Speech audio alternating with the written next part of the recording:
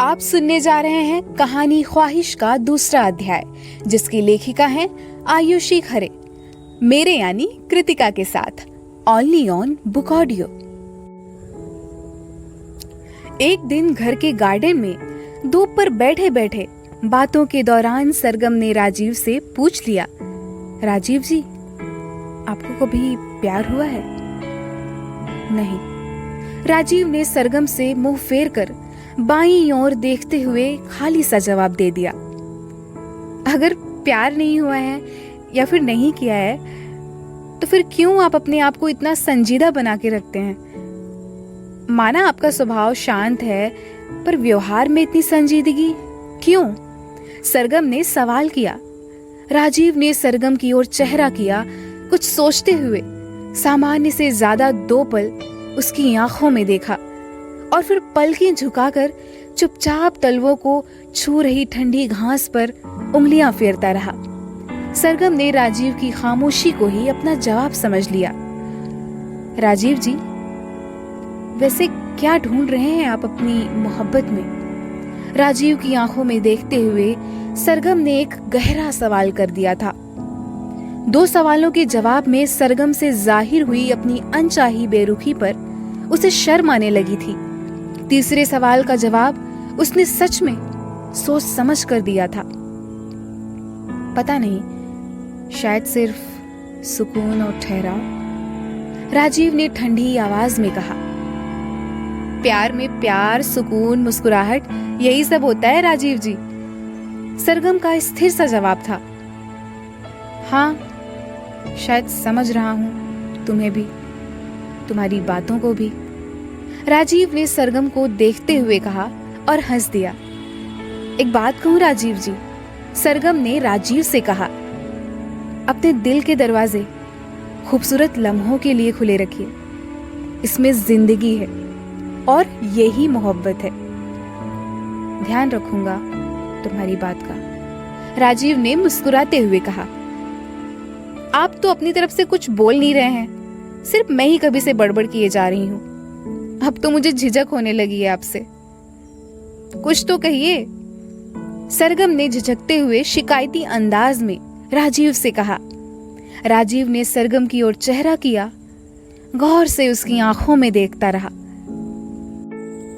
काफी ठहरी सी हो तुम सरगम, वाकई खूबसूरत, अपने दिल की तरह। सरगम से यह शब्द कहते हुए राजीव के चेहरे पर दिल से निकले एहसासों को अल्फाज देकर इजहार करने की सी तसल्ली थी।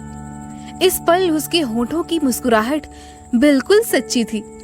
इतने दिनों की बातचीत होने के बाद आज राजीव के शब्दों में, उसकी आवाज में तुम की जगह पहली बार अपना नाम सरगम सुनकर सरगम का दिल धड़क उठा। उसकी जहनी सादगी को पहचान कर इन खूबसूरत लफ्जों से नवाजने के लिए उसने नाजुक सी मुस्कान से राजीव का शुक्रिया अदा किया। कुछ था इस लम्हे में, एक अपनापन जो दोनों महसूस कर सकते थे। सरगम हंसती खिलखिलाती पर संजीदा नदी के किनारे से ठहरी हुई, तो राजीव उलझते सुलझते एहसास समेटे हुए एक लहर जैसा। वो दोनों एक दूसरे से अक्सर कई सारी बातें किया करते। राजीव जब सरगम से बात करता तो महसूस करता कि सरगम की शख्सियत आज भी सबसे कितनी अलग है, कितनी खुशी है उसके स्वभाव में, कितनी शांति है उसके दिल में। वो महसूस करता कि ये सुकून, ये ठहराव जो सिर्फ सरगम के पास है, वह सुकून, वह ठहराव जिसमें जीने की तमन्ना राजीव को मुद्दतों से रही है। वो और मैं एक ही दुनिया में रहते हैं, लेकिन फिर भी हमारी दुनिया अलग है। अपने काम में व्यस्त रहना उसे पसंद है और मुझे भी उसका मेहनत करना। फिर भी कभी कभी चाहत हो उठती है कि वो कहे, मुझसे कहता रहे और मैं मेज पर कहानियों के सहारे सिर टिका कर उसे इत्मीनान से सुनती रहूं। वो जिंदगी को गुजार ना दे, उसे जिए। आज वो आकर मेरे पास बैठ जाता है और मुस्कुराकर यूं देखता है जैसे मैं आज उससे पहली बार मिली हूं। मैं सिर्फ उससे इतना पूछती हूं, कहो वो कहता है, क्या तुम मुझे हमेशा सुनती रहोगी? हल्की सी फिक्र उसकी आवाज में सुनी मैंने। मैं मुस्कुरा जाती हूँ, ये सोचकर कि इसमें कोई शक है। तुम्हारे लिए, बेशक, हमेशा तुम्हारे लिए। मैं मुस्कुरा कर बस हाँ कहती हूँ। आज वो ऑफिस से जल्दी आया। सर्दियों की धूप की हल्की गर्म धूप में बैठी मैं, वो मेरे पास आकर बैठ गया और कहने लगा, चाय मिलेगी तुम्हारे साथ? मैं किचन जाती हूँ चाय बनाने के लिए। वो भी किचन मेरे साथ चला आता है। कहता है, अपने किचन की इन बड़ी बड़ी खिड़कियों से गार्डन तो बहुत खूबसूरत दिखता है। तुम तो रोज देखती होंगी, महसूस करती होंगी इतनी सारी सुंदरता को। वो देखा तुमने, पत्तों में छुपकर एक नया गुलाब खिल रहा है। मैंने देखा तो नहीं था उस गुलाब को अभी तक, लेकिन मुझे अच्छा लगा कि उसने गौर किया छोटी छोटी चीजों पर। मैंने गुलाब को देखा, फिर कहा, हाँ बहुत सुंदर गुलाब है। वो वहीं किचन स्टैंड से टिक कर खड़ा हो जाता है और कहता है, आज मैंने एक नई गजल सुनी है, सुनाऊं तुम्हें? हाँ हाँ बिल्कुल सुनाओ। मैं मुस्कुराकर उससे कहती हूँ, उसे तो यह खबर भी नहीं कि उसे सुनना मेरा इश्क है। वो कहता है, इस दिल को समझा समझा कर आजमाते रहे, भूल भूल कर तुम्हें हम और पास बुलाते रहे। सुखा सुखा कर मिटा दिया था जिनका नामो निशान, एक तुम्हारी याद आई, हम अश्क जार जार बहाते रहे। क्या शिकवा करें, क्या गिला करें, हैं शुक्रगुजार इसके इतने, तकदीर यूं मुबारक हुई है कि तुम्हें ही खोते रहे, तुम्हें ही पाते रहे। कहते कहते इतने के बाद वो भूल गया तो शर्मा कर चेहरा झुका लिया और खिलखिलाकर हंस दिया। फिर जेब से कागज का टुकड़ा निकाला और आगे पढ़ने लगा। तुमने किया था इश्क निबाह की कसम लेकर, इस कसम को हम ताउम्र निभाते रहे। कहीं छुपाकर तुम्हारा नाम अपनी गजलों में हम गजलें गुनगुनाते रहे। जहां वो भूल गया था, गजल मुझे वहां भी याद थी। इसे तो मैंने कई बार सुना था, लेकिन नहीं, ये वो गजल कहाँ थी। उससे सुनते हुए ये तो एक नई गजल लग रही थी मुझे, बेहद खूबसूरत। मैं उसे मुस्कुरा कर कहती हूँ तो वो एकदम से खुश हो जाता है। हम दोनों की खुशी हमारी आंखों में दिखने लगती है। तुम खुश हो ना? उसने मुझसे इतना ही पूछा। जब तुम खिलखिलाकर हंसते हो, गाने गुनगुनाते हो, किचन स्टैंड से टिक कर मुझे गजलें सुनाते हो, अपनी मशरूफ जिंदगी से जब खुद के लिए समय निकालते हो, मेरे लिए समय निकालते हो, हमारे लिए समय निकालते हो, तो मुझे बहुत अच्छा लगता है, क्योंकि हर एक लम्हे की खूबसूरती से संवर जाती है जिंदगी। मैं मुस्कुराकर उसकी आंखों में देखकर बस इतना ही कहती हूँ, तुम बदलने लगे हो। मेरे दोनों हथेलियों को वो थाम लेता है। मुझसे नजरें मिलाकर वो मुस्कुरा कर कहता है, मैं संवरने लगा हूं तुम्हारे साथ। मैंने पलटकर गार्डन की ओर देखा। पत्तों में छुपकर वाकई एक नया गुलाब खिल रहा था। अब घर में राजीव भी सबसे परिचित सा हो गया था, सो सरगम भी अपनी जिंदगी को हर पल बिना किसी अजनबी के होने के ख्याल से जीती। आज राजीव ऑफिस नहीं गया, उसका मन नहीं लग रहा था कहीं, तो बालकनी में आकर खड़ा हो गया। ठंडी हवा बहती रही, उसके बालों को सहलाते हुए उसके चेहरे को छूकर गुजरती रही। राजीव आसपास की प्रकृति को मुस्कुराते हुए निहारता रहा। उसने देखा कि सामने के तार पर एक नीलकंठ बैठा हुआ है। कितना सुंदर है वो पक्षी। कितना समय हो गया इतने पास से उसे किसी परिंदे को देखे हुए। नीलकंठ ने पंख फैलाए और उड़ चला। राजीव ने उसे देखकर अपनी बाहें फैलाईं और दोनों मुट्ठी बंद हथेलियों को खोलकर ठंडी हवा के हर झोंके को महसूस करने लगा। इस पल को गौर करते हुए उसने महसूस किया कि कितनी सारी चीजों को, कितने सारे किस्सों को और जिंदगी के कितने हिस्सों को हम यूं ही मुट्ठी बांधकर जकड़े हुए हैं। शायद जिन लम्हों को रिहा करके हमें खुली हथेलियों पर ठंडी हवा जैसा सुकून हासिल हो सकता है, एक सुकून भरी मुस्कान राजीव के होठों पर तैर गई। अचानक उसे किसी की गुनगुनाने की आवाज सुनाई दी। आवाज तेज नहीं थी, धीमी पर सधी सी थी। देखा तो बुआ जी की सरगम कोई गाना गुनगुना रही थी। बालकनी में खड़ा राजवीर देखता रहा सरगम को, देखता रहा कि वो गार्डन में लगे पेड़ पौधों को पानी देने आई है। इतने गौर से पहली बार उसने उसे नोटिस किया होगा शायद। एक दिलकश रूप, एक आकर्षक चेहरा जिसे मुस्कुराहट ने सजाया था। घने बालों को यूं तो खुला छोड़ रखा था सरगम ने, पर राजीव ने गौर से देखा तो पाया कि बालों को दो पतली गुथी हुई डोरों को पीछे एक क्लिप के सहारे बांधा गया है। होठों पर गहरा गुलाबी रंग सजा था और गहरी निगाहों को काजल से और भी खूबसूरत बना दिया गया था। जीन्स के साथ सुनहरे पीले ढीले और लंबे कुर्ते में सरगम को आज पहली बार राजीव ने देखा। देखता रहा, सिर्फ देखता रहा राजीव सरगम को। पौधों को पानी दे रही सरगम हरी घास पे चल रही थी। ऊपर खड़ा वो नौजवान बिना किसी एहसास को तय किए उस लड़की को देखता जा रहा था।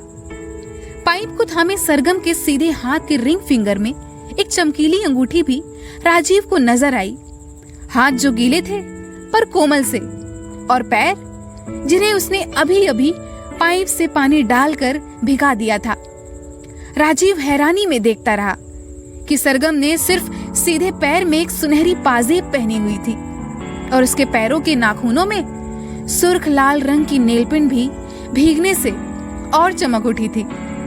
इतने खूबसूरत पैर शायद उसने कभी नहीं देखे थे, या फिर इतना आकर्षण किसी लम्हे में उसे कभी महसूस ही नहीं हुआ था अभी तक। कनेर का एक फूल जमीन पर गिर गया था तो सरगम ने उसे उठाया और अपने बालों में लगा लिया। राजीव को वो फूल सरगम के बालों में यूं लगा जैसे बादलों में चांद को जगह मिल गई हो। पानी से खेल रही सरगम को अंदर से बुआ जी ने आवाज लगाई तो वो झटके से पलटी और पाइप वहीं छोड़कर घर में चली गई। राजीव सरगम की चंचल शोख अदाएं देखता ही रह गया। उसने देखा कि पलटकर जाने में कनेर का वो गुलाबी फूल जो सरगम ने अपनी जुल्फों में लगाया था वहीं घास पर गिर गया है। राजीव झट से नीचे गया और उस फूल को उठा लाया और अपनी पसंदीदा नॉवेल हमसफर में छुपा दिया। राजीव हंसकर खुद पर सोचने लगा, कभी कभी तो ये दिल ऐसी हरकतें कराता है कि क्या कहिए। उफ, ये नादान दिल, ये गुस्ताख दिल। ऑफिस के काम में यूं तो सरगम भी परफेक्ट थी, पर आज एक प्रेजेंटेशन के कंटेंट को पूरा करने में उसे दिक्कत हो रही थी। देर शाम को ऑफिस से घर पहुंचे राजीव को सरगम ने रोक लिया। राजीव जी, कैसे हैं आप? सरगम ने राजीव से पूछा। मैं बढ़िया हूँ। कहें, कैसे याद किया? राजीव ने मुस्कुरा कर जवाब दिया। क्या आप थोड़ी देर मेरे घर आ सकते हैं? एक्चुअली ऑफिस के प्रेजेंटेशन में मुझे आपकी हेल्प चाहिए थी। सरगम ने झिझकते हुए पूछा। हाँ, क्यों नहीं, मैं कुछ देर में तुमसे मिलता हूँ, राजीव ने सरगम से कहा और ऊपर अपने कमरे में चला गया। राजीव सरगम के घर आ गया था। बुआ जी अपने कमरे में अपना काम कर रही थी। सरगम ने मुस्कुराहट के साथ राजीव को आमंत्रित किया। बैठिए राजीव जी, क्या लेंगे? आपको क्या पसंद है, चाय या कॉफी? सरगम ने राजीव से प्रश्न किया। सच कहूं सरगम, मुझे कॉफी पसंद है, पर तुम चाय कमाल का बनाती हो। पहले दिन से तुम्हें ये बात बतानी थी, तो आज चाय पीते हैं। राजीव ने भी अपनी पसंद बताने में जरा भी झिझक नहीं की। राजीव सरगम के प्रोजेक्ट में जो भी जरूरी बदलाव थे वो कर रहा था और उसका काम लगभग पूरा भी हो चुका था। सरगम दोनों के लिए चाय ले आई। लीजिए राजीव जी, आपकी पसंद की चाय। सरगम ने शरारत भरे अंदाज में राजीव को चाय का कप देते हुए कहा। बहुत खूब, पहली चुस्की में तारीफ कर बैठा राजीव। सरगम ने शुक्रिया कहा और दोनों इधर उधर की बातों में मशगूल हो गए। एक बात बताओ सरगम, तो मुझे राजीव जी क्यों पुकारती हो? चाय पीते पीते राजीव ने सरगम से सवाल किया। सवाल सुनते ही सरगम ने पहले तो राजीव को गौर से देखा, कहीं वो वाकिफ तो नहीं उनके प्रति जो उनका झुकाव है उससे। सोच में पड़ गई वो एक पल को। दिल कहना चाहता था कि राजीव जी कहने में उनसे एक अलग सा अपनापन महसूस करती है वो, कुछ जो नहीं उनके दरमियान पनपना शुरू हो गया था। जो कहना चाहती थी कि आपका नाम मेरी जुबान पे आने से पहले मेरे दिल से होकर गुजरता है, सबका नहीं बस आपका नाम, पर हर एहसास इजहार के लिए नहीं बना होता। सो बस यूं ही। वैसे भी आप मुझसे बड़े हैं और फिर किसी को सम्मान से पुकारना भी तो संस्कार ही है राजीव जी। इतना कहकर सरगम ने जवाब दे दिया। क्या ठीक नहीं लगता मेरा आपको राजीव जी कहना? सरगम की आवाज में झिझक और सवाल में मासूमियत थी। जो कहो सरगम, सब खूबसूरत है तुमसे। अपनेपन से राजीव ने सरगम से कहा। राजीव जी शुक्रिया, सरगम ने मुस्कुराते हुए कहा। बातों बातों में खोई सरगम को राजीव ने फिर नजर भर कर देखा। कौन थी वो? क्या थी वो? कैसे उसकी जिंदगी में हल्की सी छाया पड़ते ही कुछ एहसास पनपने लगे थे उसके दिल में। क्यों हर बार वो उसे नजरअंदाज करने की कोशिश करता है और हर बार हार जाता है दिल के हाथों? क्यों एक जुड़ाव था उससे जो जगह बनाने लगा था न चाहते हुए भी? क्यों सारे सवालों की हलचल दिल से बढ़कर होठों पर आने ही वाली थी कि राजीव ने मुस्कुराकर खामोशी से सब संभाल लिया था। आज सरगम के चेहरे पर अलग ही नूर था। गहरे नीले रंग के लूज टॉप को सरगम ने ब्लैक पैंट्स के साथ पहना हुआ था। घुंघराले बालों को यूं तो बन में समेटने की कोशिश की गई थी, पर फिर भी एक नादान रेशमी लट हवाओं के बहकावे में आकर चेहरे को छू ही जाती थी। आंखों में रात का हल्का सा काजल और होठों पर गुलाबी रंग निखर रहा था। एक चंचल हंसी जो हर कभी उसके चेहरे को रोशन करती जाती थी। राजीव उस पहेली को निहारता रहा जिसकी सोहबत में उसकी उलझने मिटने सी लगी थी। राजीव जी, ये ब्रेसलेट कैसा है? आज मुझे मेरी एक सहेली ने गिफ्ट किया, तो बताइए कैसा लग रहा है? एक रोज ढलती शाम में उसके साथ बैठकर बादलों को तकते हुए और बातें करते राजीव की तरफ सरगम ने अपना सीधा हाथ बढ़ाते हुए पूछ लिया। मैं तो हाथ देख रहा हूं। राजीव ने अपने बालों में उंगलियां फिराते हुए शौखी से बोला। तो कैसा है हाथ? सरगम ने चंचलता और नाज के अंदाज में एक और सवाल किया। हाथों में लेने लायक। राजीव ने अपनी वही शांत मुस्कुराहट लिए सरगम की आंखों में देखते हुए कहा। चंद पलों के लिए सब कुछ धीमा हो चला। उनकी आंखों में 2 पल ज्यादा ठहरी रहीं। सरगम ने शर्माकर पलकें झुका ली और गर्दन हल्की से हिलाकर राजीव हंस दिया। कोई और काम हो तो जरूर बताना सरगम, और आओ कभी घर भी। इतना कहते हुए राजीव सरगम से गुड नाइट कहा और वहां से चला गया। राजीव वहां से चला तो गया, पर सरगम वहीं बैठी सोचती रही। वह सोचती रही उस शख्स को जो अभी अभी उसके पास था, वो शख्स जो उसका दोस्त जैसा अजनबी था। वो गहरी आंखें जो देखती हैं उसे तो कुछ पूछती हैं उससे, बिना कुछ कहे भी वो लफ्ज जो उससे कहे से ज्यादा कह जाते हैं। राजीव का आकर्षक चेहरा और माथे पर आते वो थोड़े बड़े बाल, जिन्हें छूने को अब तक कई बार सरगम का मन मचल उठता है, और फिर बेतहाशा रोका है उसने अपने आप को ऐसा करने से। सरगम कभी तो मन में उठते ख्यालों को, इन लहरों को समझना चाहती, फिर कभी कभी वह सोचती कि हर सवाल का जवाब ना मिले तो बेहतर ही होता है। कभी कभी ऐसा भी। यूं तो घर और दफ्तर की जिंदगी ही काफी होती है इंसान को बांधे रखने के लिए, फिर भी कभी कहीं किसी से मोह के धागे रूह से बंध ही जाते हैं। रोजमर्रा की जिंदगी चल ही रही थी सभी की। घर से ऑफिस निकलते हुए कभी कभी राजीव को सरगम भी दिख जाती। दोनों एक दूसरे को देखकर मुस्कुरा देते और बढ़ चलते अपने अपने काम की तरफ। एक दिन ऑफिस से घर आते हुए राजीव ने सरगम को रोड पर कहीं जाते हुए देखा तो कार रोक ली। वो कार से उतरा और सरगम के पास जाकर उसका हाल चाल जाना। कहाँ जाने के लिए निकली थी सरगम? राजीव ने पूछा। वो मेरे एक दोस्त की तबीयत 1-2 दिन से कुछ ठीक नहीं है, तो उसी से मिलने जा रही हूँ। सुबह पुई ने ही मुझे ऑफिस ड्रॉप किया था, पर वहां जाकर पता चला कि तारा तो आज आई नहीं है। क्या पता कहीं ज्यादा न परेशान हो वो। बस उसके घर जा रही हूँ, सरगम ने कहा। राजीव ने आग्रह किया कि वो भी उसके साथ चल दे। सरगम ने हामी में सिर हिलाया और राजीव के साथ कार में बैठ गई।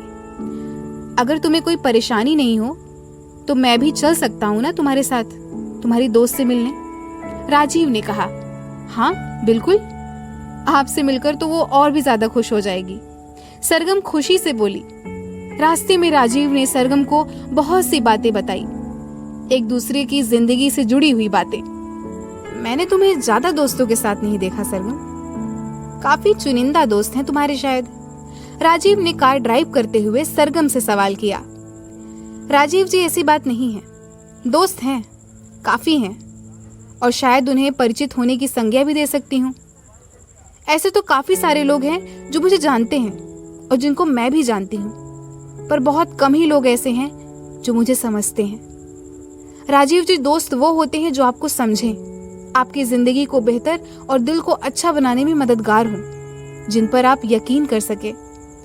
तो ये दर्जा बहुत सीमित लोगों को दिया है मैंने। फिर वक्त वक्त पर मिलने वाली दगा भी अपनी भूमिका अदा करती ही है साथियों के चुनाव में। वफा करना सबके बस की बात थोड़ी ना है ना राजीव जी? सरगम मुस्कुराते हुए राजीव से बोली। तो क्या आप वाकई मुझे अपना दोस्त समझती हैं? चेहरे पर आग्रह और सवाल में मिले कुछ भाव रखते हुए राजीव ने सरगम से पूछा। बेशक, आप मेरे दोस्त ही हैं राजीव जी, ये कोई पूछने वाली बात है? अच्छे इंसान हैं आप, सरगम ने निश्चिंतता से जवाब दिया। हाँ, दोस्त तो अच्छा बन ही सकता हूँ, अच्छा इंसान बनने में तुम मदद कर दिया करना, ठीक है? राजीव ने निसंकोच होकर आग्रह किया। पक्का, अब से आप मेरे अच्छे दोस्त, राजीव जी। हाँ, बुआ जी की जगह सबसे ऊपर है, क्योंकि दिल से अच्छा इंसान बनाया है उन्होंने मुझे, अपने ही जैसा। राजीव से हाथ मिलाते हुए सरगम ने हंसकर कहा। राजीव ने रास्ते में कार को रोक दिया, एक फूल की दुकान के सामने। यहाँ पे आपको कुछ काम है क्या राजीव जी? सरगम ने पूछा। अरे, अपनी बीमार दोस्त से मिलने जा रही हो, उसके लिए कुछ ताजे फूल तो लेकर चलो, उसे अच्छा लगेगा, राजीव ने कहा। पर हमारे बीच में ये सब औपचारिकताएं नहीं होती हैं, सरगम ने कहा। हम अक्सर हमेशा साथ चलने वाले रिश्तों में सामने वाले के लिए छोटी छोटी बातों का ख्याल रखना भूल जाते हैं, पर मेरी दोस्त, अच्छा लगता है जब कोई आपके लिए छोटी छोटी बातों का ख्याल रखे, राजीव ने सरगम को प्यार से समझाया। आओ मेरे साथ। इतना कहते हुए राजीव ने सरगम को अपने साथ फूलों की दुकान में ले गया। सरगम ने अपनी सहेली के लिए कुछ तरोताजा और महकते हुए पीले गुलाब पसंद किए, तो वहीं राजीव ने उसके फूलों के साथ एक सुर्ख लाल गुलाब भी खरीदा। जब राजीव और सरगम कार में वापस आ गए, राजीव ने सरगम को वो लाल गुलाब दिया। ये क्यों राजीव जी? सरगम ने मुस्कुरा कर पूछा। जो तुम मेरे नाम के साथ जी लगाती हो वो मुझे बहुत अच्छा लगता है, बस इसके लिए, राजीव ने हंसकर जवाब दिया। राजीव कार ड्राइव कर रहा था जब सरगम ने उसे फिर देखा। उसके ऑफिस में न जाने कितने पुरुष साथी उसके साथ काम करते थे, पर जैसा वो राजीव के प्रति महसूस करने लगी थी, ऐसा उसे कभी पहले महसूस ना हुआ था। 4 साल बड़ा था राजीव उससे, और उम्र के इस फासले की परिपक्वता और आकर्षण को सरगम महसूस कर सकती थी। इन एहसासों की भी अपनी ही खूबसूरती है, जिनकी सोहबत का एहसास उसे होने लगा था। राजीव और सरगम की दोस्त के यहाँ आ चुके थे, और सरगम ने अपनी दोस्त को गले लगाकर वो पीले गुलाब दिए। सरगम की दोस्त ने अपनी खुशी जाहिर की। थैंक यू सरगम, कितना ख्याल रख रही हो तुम मेरा। कितनी बोरियत थी इस माहौल में यार, तू और तेरे गुलाब ने मेरे घर को महका दिया। Love you. सरगम ने पास खड़े राजीव को देखा और मुस्कुराकर आंखों ही आंखों में शुक्रिया कहा। तारा, ये राजीव जी हैं, मेरे दोस्त, राजीव जी, ये तारा मेरी बहुत पुरानी और बहुत अच्छी दोस्त। सरगम ने राजीव का परिचय उसकी दोस्त तारा से कराया। बहुत ही कम समय में राजीव उन दोनों से घुल मिल गया और तीनों ने खूब ढेर सारी बातें की। महकते गुलाबों और हंसते खिलखिलाते दोस्तों ने माहौल को खुशनुमा बना दिया था। एक फोन कॉल रिसीव करने राजीव सरगम और तारा से थोड़ी दूर कमरे के दरवाजे तक गया और फोन पर बातें करने लगा। सरगम तारा से बातें करते करते राजीव को चुपके चुपके देखती रही। राजीव खड़ा है उसके सामने, फोन पर किसी से बात कर रहा है और आज इतने समय के बाद नजर भर कर इत्मीनान से देखा था उसे। राजीव ने आज व्हाइट फुल शर्ट पहनी हुई है, स्लीव्स को उसने फोल्ड किया हुआ है। कितना अच्छा लग रहा है वो। लेफ्ट रिस्ट पर 10 कलर की वॉच उसके हाथ में बेहद खूबसूरत लग रही थी। वॉश ब्लू डेनिम के साथ स्लीव्स फोल्डेड इस व्हाइट शर्ट में अभी तक का सबसे अच्छा शायद आज वो लग रहा था उसे। फोल्ड की हुई आस्तीनों में झलकते राजीव के कड़क और भरे भरे हाथ न जाने क्यों उसे हमेशा ही आकर्षित करते थे। ये भी एक झुकाव था जो सरगम को राजीव के प्रति महसूस हुआ करता था। बातें करते हुए राजीव की नजर अचानक सरगम पर पड़ी तो देखा कि वो उसे देख रही थी। राजीव को देखते ही सरगम ने झिझक कर आंखें झुका ली और एक शर्मीली मुस्कुराहट उसके होठों पर फैल गई। दरवाजे की चौखट पर टिक कर खड़ा राजीव भी सरगम को देखकर खुलकर हंस दिया। आज पहली बार दोनों ने ये लम्हे हंसी के गुजारे एक साथ। कितना सुकून था एक ही पल में। दोनों ने तारा को जल्दी ठीक होने की शुभकामनाएं दी और वापस अपने घर को चल दिए। सारे रास्ते सरगम एक शर्मीली मुस्कान लिए बैठी रही। राजीव हर कुछ देर में किसी बहाने उसे देख ही लेता। शाम ढल रही थी और कार की ओपन विंडो से आ रही हवा से सरगम के लहराते बाल और स्ट्रीट लाइट्स और दूसरी गाड़ियों की पीली रोशनी उसके चेहरे को और भी खूबसूरत बना रहे थे। उल्फत में नजरों के इस खेल का अपना ही मजा होता है, बस उसे देखना है, क्योंकि किसी को देखकर ही दिल खुश होने लगता है। राजीव जी, सरगम ने राजीव को पुकारा। हाँ सरगम, राजीव ने पूछा। थैंक यू सो मच, सरगम ने एक मुस्कान लिए जवाब दिया। किस लिए? राजीव ने हंसकर फिर पूछा। सरगम ने अपने बैग में सहेज कर रखे उस लाल गुलाब की ओर इशारा किया और कहा, फॉर दिस ब्यूटीफुल टाइम। घर पहुंचकर सरगम ने बुआ जी के सामने भी राजीव का शुक्रिया अदा किया और फिर मिलेंगे कहकर अपने घर चली गई। तो दोस्तों, अभी तक आपने सुना राजीव और सरगम के मन की बात। अब क्या वो दोनों एक दूसरे से अपने इश्क का इजहार कर पाएंगे? जानने के लिए सुनिए तीसरा अध्याय जल्द ही।